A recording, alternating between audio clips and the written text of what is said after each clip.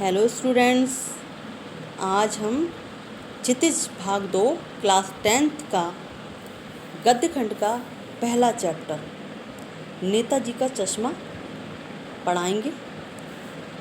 नेताजी का चश्मा के जो लेखक हैं वो स्वयं प्रकाश जी हैं और स्वयं प्रकाश जी का जन्म सन 1947 में मध्य प्रदेश के इंदौर में हुआ था। ये इंजीनियरिंग करने के बाद उन्होंने लेखन में अपनी रुचि दिखाई और बहुत अधिक लेखन में उत्साहन दिखाई दिया। कंपनी में कार्यरत भी रहे और लेखन भी करते रहे हैं। अब इन्होंने नेताजी का चश्मा जो शीर्षक लिखा है अपना, उसके माध्यम से ये बताना चाहते हैं कि जो सुभाष चंद्र बोस हमारे जो देश के स्वतंत्रता सेनानी रहे, उनकी मूर्ति पर चश्मा नहीं था और उस मूर्ति पर एक लंगड़ा व्यक्ति जो चश्मा बेचता था वो अपने रियल चश्मे उस मूर्ति को पहनाता था। तो उन्होंने ये बताया कि उसको कैप्टन के नाम से संबोधित किया था। उसमें उन्होंने ये बताने का प्रयास किया कि किस प्रकार लोग देशभक्ति में अपना योगदान देते हैं। तो आइए शुरू करते हैं। हालदार साहब को हर 15वें दिन कंपनी के काम के सिलसिले में उस कस्बे से गुजरना पड़ता था।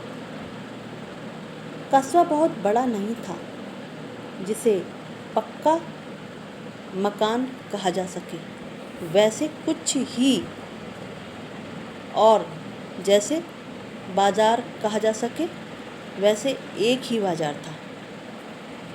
कस्बे में एक लड़कों का स्कूल, एक लड़कियों का स्कूल, एक सीमेंट का छोटा सा कारखाना, 2 ओपन एयर सिनेमा घर और एक ठो नगर पालिका भी थी। अब देखिए यहाँ पर कवि जी, लेखक जो हैं, लेखक स्वयं प्रकाश जी ने एक कस्बे का वर्णन किया है और एक हालदार साहब पात्र हैं जो कहानी के। इसमें 3 पात्र मुख्य हैं, एक हालदार साहब, कैप्टन, एक पान वाला।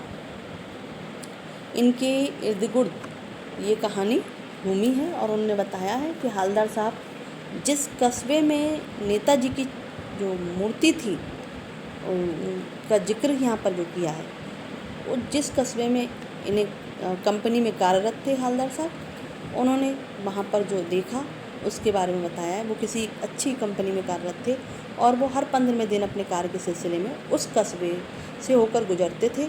तो इसलिए उन्होंने वहाँ पर देखा कि कस्बा के नाम पर ना तो वो शहर होता है, कस्बा क्या होता है, आधा शहर सा दिखता है और आधा गांव सा दिखता है।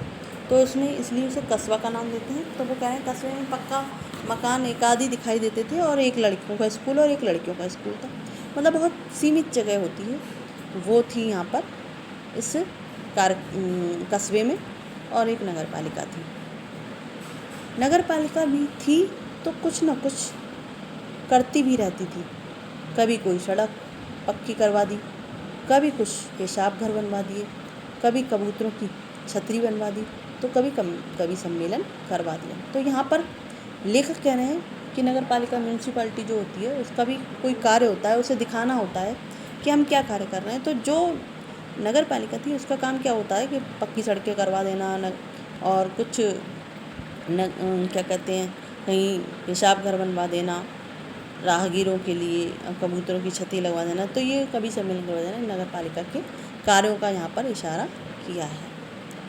तो इसी नगर पालिका के किसी उत्साही बोर्ड या प्रशासनिक अधिकारी ने एक बार शहर के मुख्य बाजार के मुख्य चौराहे पर नेताजी सुभाष चंद्र बोस की एक संगमरमर की प्रतिमा लगवा दी। ये कहानी उस प्रतिमा के बारे में है, बल्कि उसके भी एक छोटे से हिस्से के बारे में, और बता रहे हैं कि उसी कस्बे के मेन चौराहे पर किसी ने नेताजी की मूर्ति लगा दी है। और नेताजी सुभाष चंद्र बोस को कहते हैं जो स्वतंत्रता सेनानी थे, और उनकी मूर्ति को इसलिए लगाया जाता है ताकि आने वाली पीढ़ी जान सके कि देश की स्वतंत्रता में इन लोगों ने कितना सहयोग दिया। आखिर ये हमारे जो देश के हैं वो स्तंभ है रह चुके हैं। तो आज के लिए मैं समझती हूँ इतना ही काफ़ी है। आगे फिर पढ़ेंगे अगली वीडियो।